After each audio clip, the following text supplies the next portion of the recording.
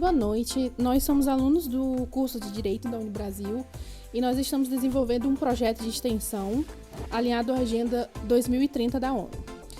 O nosso objetivo é coletar as dúvidas da comunidade, e juntamente responder essas questões com convidados, que por meio desse podcast, para que a gente possa ampliar o acesso à informação. E a gente convidou a nossa querida professora Adriana, e aí eu peço para que ela possa estar se apresentando um pouquinho mais para vocês. Muito obrigada, que alegria, que prazer, que satisfação. Agradeço imensamente o convite. É realmente uma grande alegria poder participar desse projeto, que envolve os alunos, envolve a comunidade, então algo extremamente proveitoso, extremamente útil. Então é com muita alegria. Eu sou Adriana Heller, eu sou professora da Unibrasil há 17 anos, eu ministro as disciplinas de Direito do Trabalho e Processo do Trabalho e também sou advogada atuante na Justiça do Trabalho há 25 anos e espero aqui nesse nosso bate-papo poder contribuir um pouco para o projeto e também esclarecer algumas dúvidas da comunidade. Aproveitando a presença tão ilustre aqui da doutora Adriana, nós vamos aproveitar para uma pergunta da Jo, que ela pergunta aqui para a gente: a empresa pode demitir o funcionário logo que volta de férias? Vamos aproveitar e ver o vídeo ali da Jo, o que ele diz.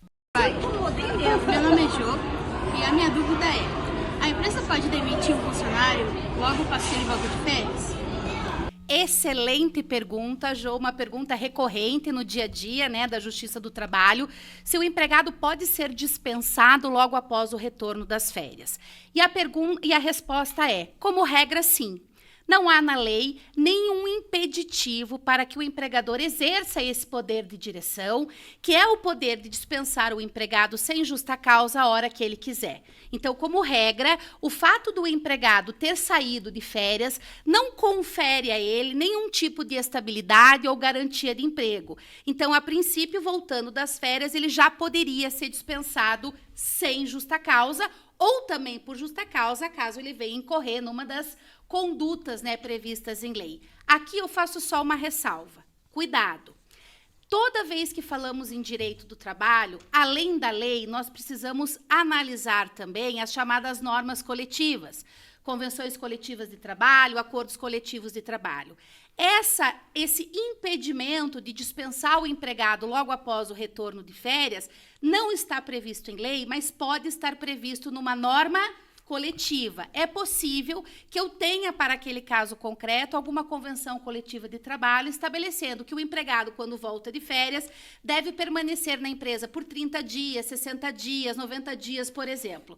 Então, resumindo aqui, a lei não impede a dispensa do empregado logo após o retorno das férias. A lei não confere a ele nenhuma garantia, nenhuma estabilidade. Excepcionalmente, essa estabilidade pode estar prevista numa norma coletiva. Então, antes de responder a um cliente, antes de responder a essa pergunta, a resposta tem que ser: dá uma olhadinha para ver se aquela categoria profissional tem um sindicato, tem uma convenção coletiva que a proteja e verifique se a convenção coletiva prevê algum impedimento para a dispensa após o retorno das férias. Muito obrigada pelo grande esclarecimento e bem detalhado que foi exposto aí pela doutora. Eu que agradeço. Certinho. Continuando aqui, a gente vai trazer agora o questionamento da Thaís, que ela perguntou qual a finalidade do FGTS. Pode trazer o vídeo da Thaís aí, por favor. Oi, eu me chamo Thaís e a minha dúvida é: qual que é a finalidade do FGTS? Excelente pergunta, Thaís, até porque o FGTS ele faz parte do dia a dia, da vida de todo trabalhador, de todo brasileiro.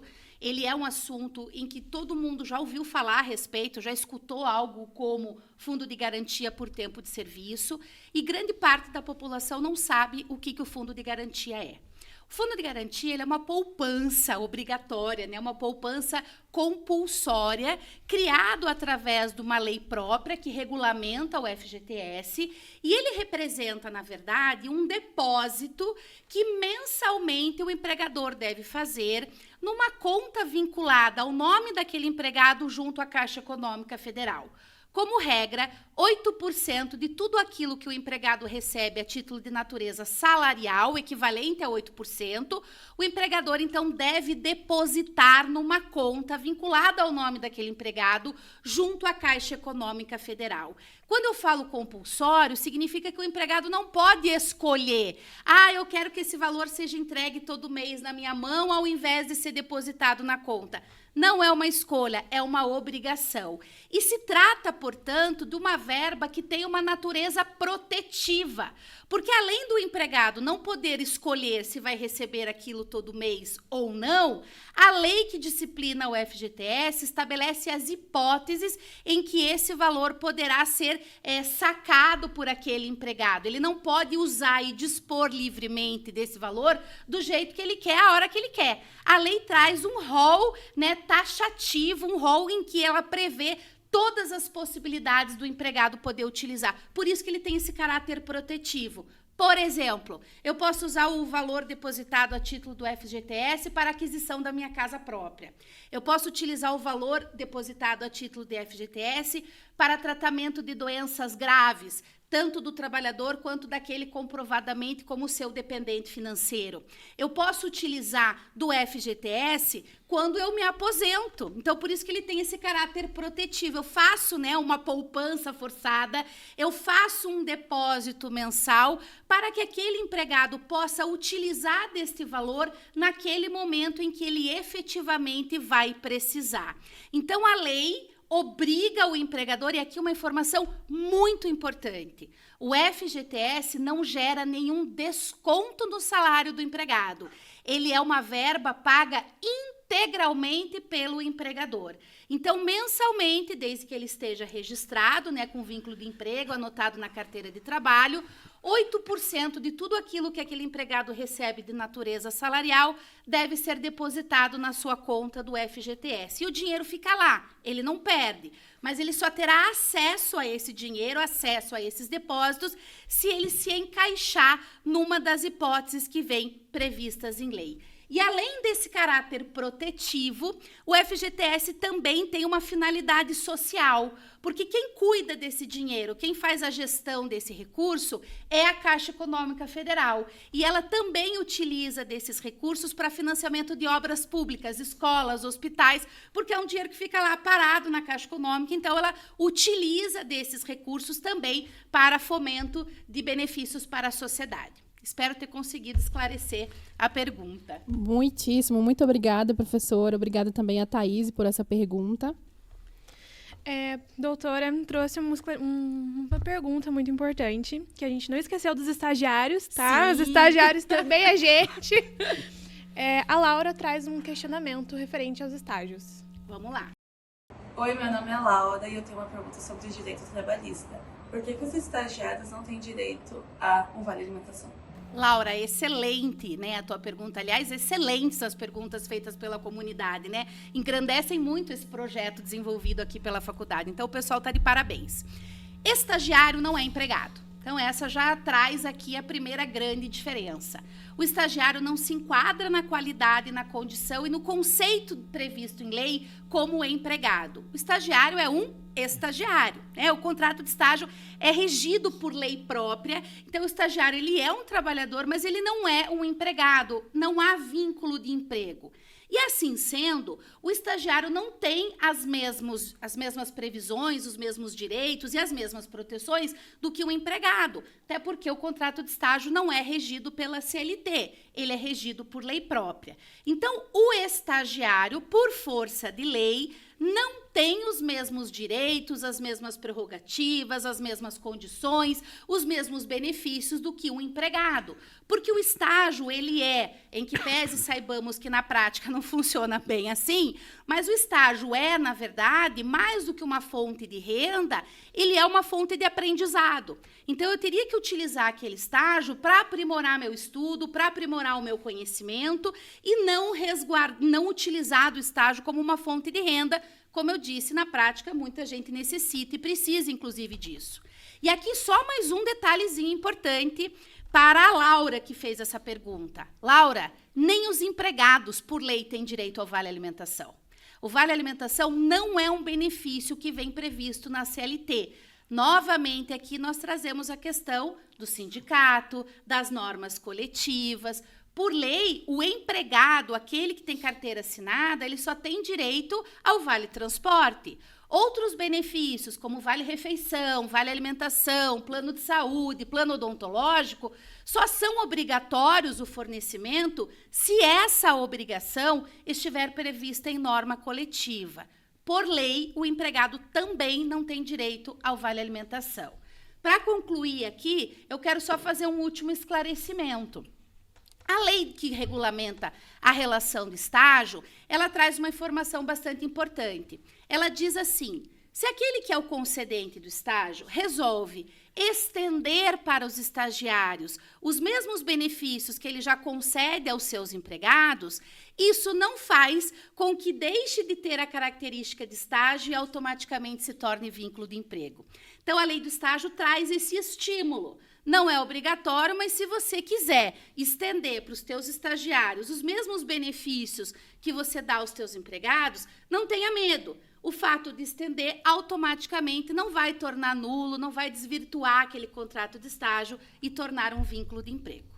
Laura, espero ter respondido a sua pergunta. Doutora, você esclareceu bastante. Inclusive, você pegou num ponto muito importante sobre a lei do estágio, do estagiário, né? Que muita gente não sabe que existe a lei do estagiário. Muito obrigada, foi excelente. Obrigada, eu que agradeço.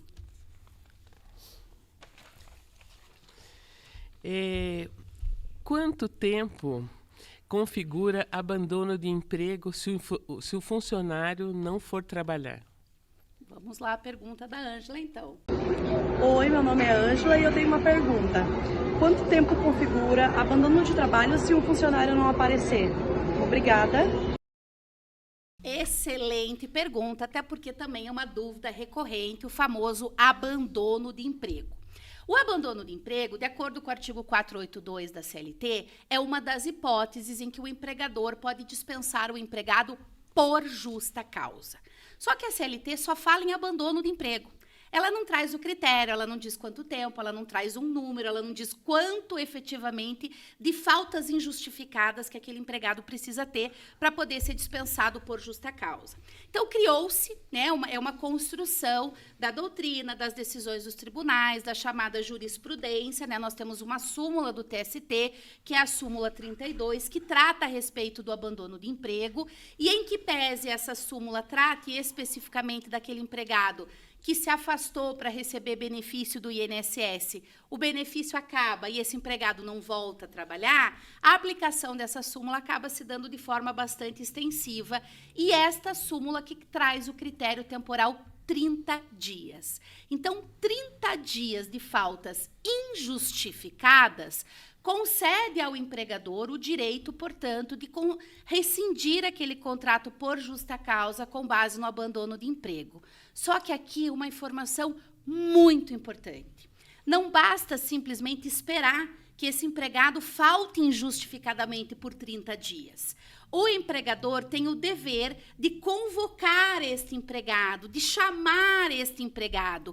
E a partir do momento que esse empregado recebe este chamado, recebe esta convocação, que nós começamos a contar os 30 dias. Então, não é simplesmente, o empregado não vem trabalhar 30 dias, automaticamente está configurado o abandono de emprego. Eu preciso demonstrar que eu chamei o empregado, que eu o convoquei, e hoje o judiciário aceita mensagem de WhatsApp, mensagem de e-mail, então eu preciso comprovar que eu convoquei o empregado dizendo, olha, considerando que você vem faltando injustificadamente ao trabalho desde o dia tal, solicitamos que imediatamente retome o seu posto de trabalho, sob pena de ser dispensado por justa causa, nos termos do artigo 482, a linha I da CLT, e a partir desta convocação, o empregado recebe, mesmo assim, ele falta ao trabalho 30 dias injustificadamente e consecutivamente, é que aí eu vou poder considerar efetivamente o abandono de emprego. Muito obrigada, doutora, pela sua clareza, pelos exemplos, pela explicação. Acho que ajudou muito esse pessoal com todas essas dúvidas que perguntaram aí para a gente durante esse nosso projeto aí. Eu que agradeço e fico à disposição aqui para demais perguntas que possam surgir, podem me chamar, que vai ser um prazer poder aqui bater esse papo com vocês. Muito obrigada. Obrigada, professora Adriana, e obrigada também a quem se dispôs a participar. Nos apoiou nesse Isso, trabalho. A comunidade aqui, aí que quis participar, fazer uma pergunta, agradecemos e esperamos que possa ter sido respondida todas as dúvidas, que eu acredito muito que sim, né? Com essa grande professora aqui para responder tudo. E muito obrigada, viu, professora? A senhora colaborou muito com o nosso projeto aqui. Agradecemos também em nome de toda a nossa equipe aqui que estava conduzindo. E... eu gostaria também de agradecer principalmente a disciplina do PROEX, que faz com que os alunos saiam do mundo acadêmico e consigam chegar e ter um acesso à população.